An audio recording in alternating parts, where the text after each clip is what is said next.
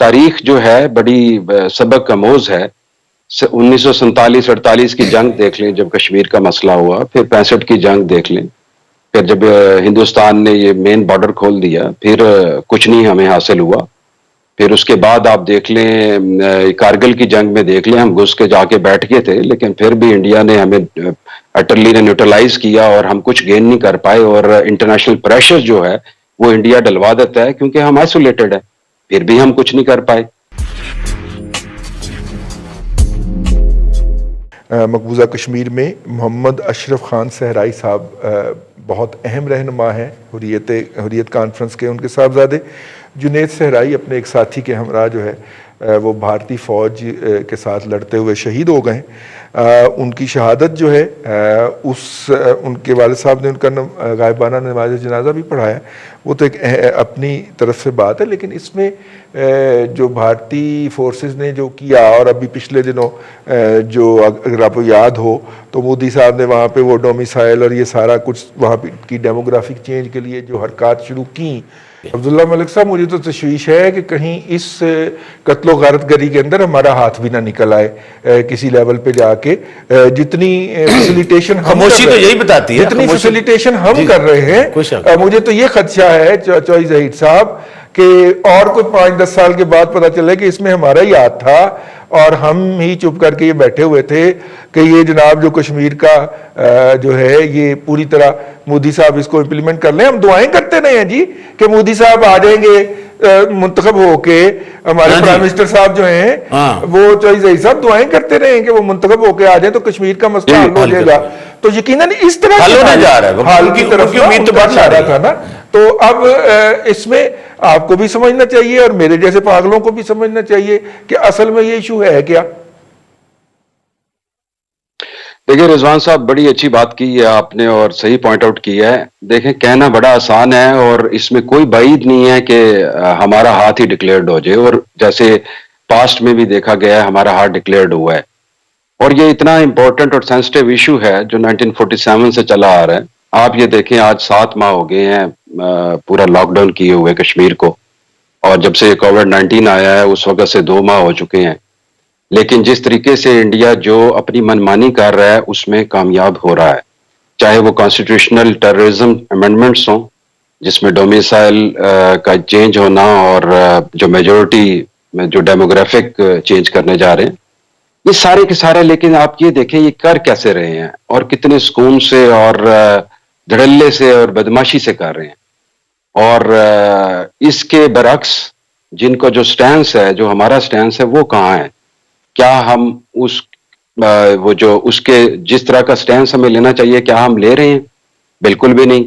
ہم دیکھیں یہ چیز انڈیا کسی بھی طریقے سے ریڈی نہیں ہے. ہم نے یہ کنفیس بھی کر لیا ہے اور انٹرنیشنل لیول پہ بھی بتا دیا ہے کہ جو بائیلیٹرل ٹاکس ہیں وہ فیلڈ ہو چکی ہیں، اور ہم کسی تھرڈ پارٹی کی طرف دیکھ رہے ہیں کہ کوئی آئے اور آ کے کوئی مسیحا، کوئی سپر پاور کوئی ہماری ہیلپ آؤٹ کرے.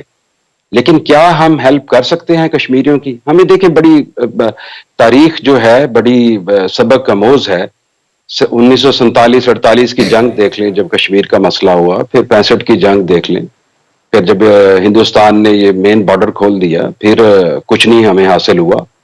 پھر اس کے بعد آپ دیکھ لیں کارگل کی جنگ میں دیکھ لیں، ہم گھس کے جا کے بیٹھ گئے تھے لیکن پھر بھی انڈیا نے ہمیں اٹرلی نے نیوٹرلائز کیا اور ہم کچھ گین نہیں کر پائے، اور انٹرنیشنل پریشر جو ہے وہ انڈیا ڈلوا دیتا ہے کیونکہ ہم آئسولیٹڈ ہے، پھر بھی ہم کچھ نہیں کر پائے.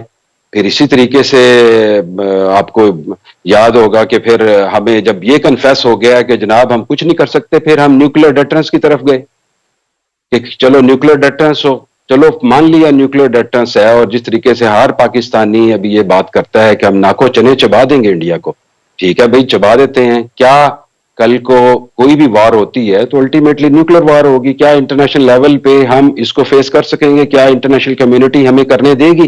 بالکل بھی نہیں. دوسری حالات آپ یہ دیکھیں. چوئی ظہیر صاحب، آپ دیکھیں کتنی جیدار قوم ہے. آپ نے ابھی اوپن کیا ہے اور کس طرح کرونا کی اس نے ایسی تیسی پھیری ہے جا کے بازاروں کے اندر، اور وہاں پہ قوم کس طرح کھل گئی ہے، کھل کے وہ ٹوٹ کے پڑی ہے.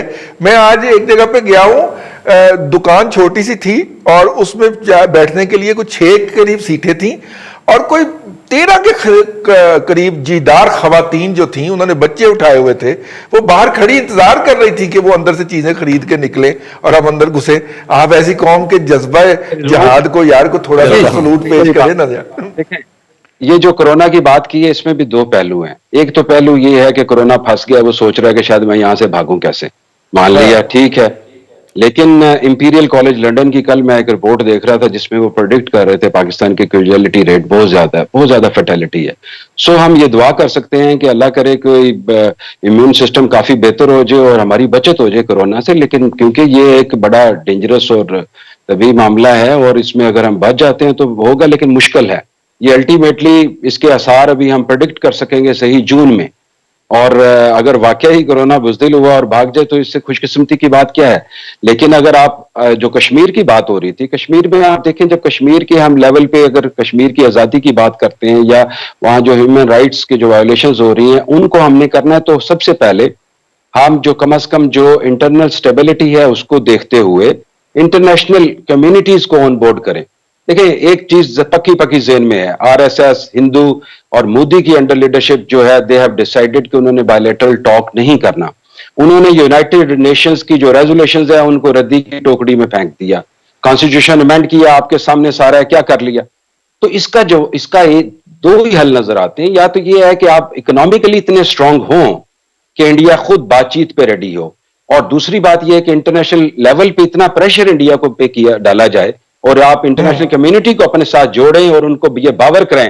جس طریقے سے یہ بڑی اچھی موو ہوئی ہے, کل ایک پارلیمنٹیرینز کا ڈیلیگیشن گیا لنڈن میں, house of Lords and house of Commons میں, انہوں نے بڑی سپیچز کی ہیں, پریزیڈنٹ آف آزاد کشمیر لے کے گئے ہیں جہاں پہ یہ موقف بیان کیا گیا, یہ بات چیت کی گئی ہے اور وہاں پہ لوگوں نے اس چیز کو سراہا اور یہ کنفیس کیا کہ واقعی انڈیا زیادتی کر رہا ہے.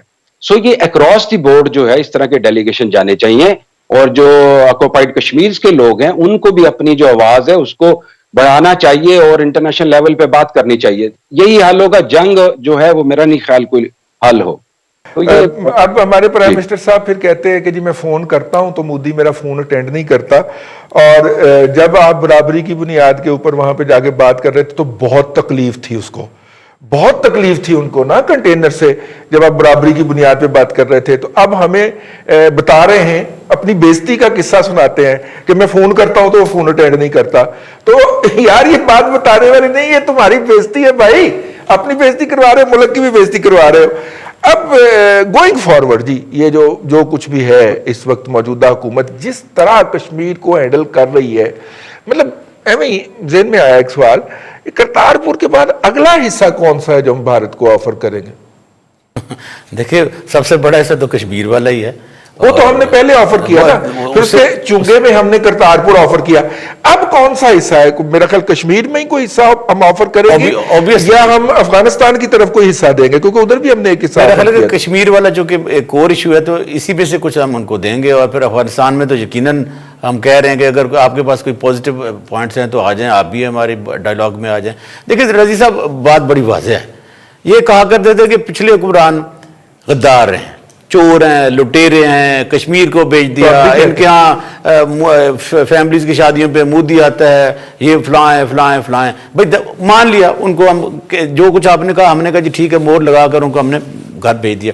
دیکھیں اب تو آپ 17, 18, 19 ماہ سے اب تو آپ حکومت میں ہیں, آپ جو کچھ کہا کرتے تھے, بڑی بڑی دبنگ باتیں کیا کرتے تھے, انٹرنیشنل فورا پہ آپ نے جا کر بات کی, آپ نے کہا کہ جی پھر کہا کہ انڈیا میں الیکشن ہونے جا رہے ہیں, اللہ کرے مودی جیتے اور وہ جب آئے گا تو کشمیر کے مسئلے کا حل کرے گا. وہ آپ کے خوابوں کی تکمیل تو وہ ضرور کر رہا ہے, لیکن ہمیں افسوس اس بات کا ہے کہ جو کچھ کشمیر میں ہو رہا ہے وہ سمجھتے ہیں کہ شاید ماضی کی طرح اب یہ بھی حکومت ہمارے پیچھے ہے, موریلی ہماری مدد کر رہی ہے, ہمارے لیے آواز بلند کرتی ہے. اگر اس قسم کا ہم دھوکہ انہیں دیتے رہیں گے تو وہ جو آوازیں کشمیر سے بذات خود وانی کی شہادت کے بعد اٹھنا شروع ہوئی تھیں اور انہوں نے اپنی جو باغ ڈور اپنے ہاتھوں میں لی تھی اور اپنے فیصلے خود کرنے لگ گئے تھے, تو ہم تو ان کو بھی نقصان پہنچا رہے ہیں, ہم ان کی شہادتوں کو نقصان پہنچا رہے ہیں, ہم خود ان کے ظالموں میں شمار ہو رہے ہیں. ہم انہیں یہ کہہ کے کہ ہم آپ کے ساتھ ہیں, ہم بات چیت کر رہے ہیں, دنیا کو ڈائلاگ میں شامل کر رہے ہیں.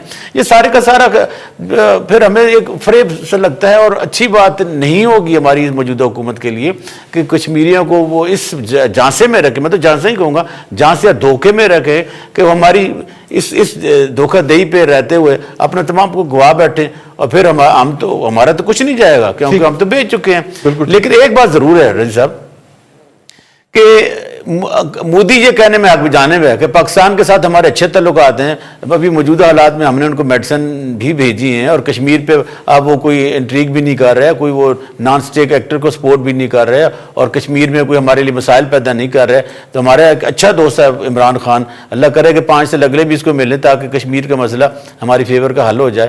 تو قوم کو اب سوچنا ہوگا، ان لوگوں کو جو کشمیر کی بات کرتے ہیں، جو ہماری جیسے جماعت اسلامی ہے اور لوگ ہیں جو کشمیر کے لیے درد رکھتے ہیں، اور ہم تو ہیومن رائٹس والے ہیں، ہم تو اس ظلم تشدد کا بالکل اس کو مذمت کریں گے، لیکن ہمیں مذمت اپنے موجودہ حکومت کے رویوں کی بھی کرنی چاہیے۔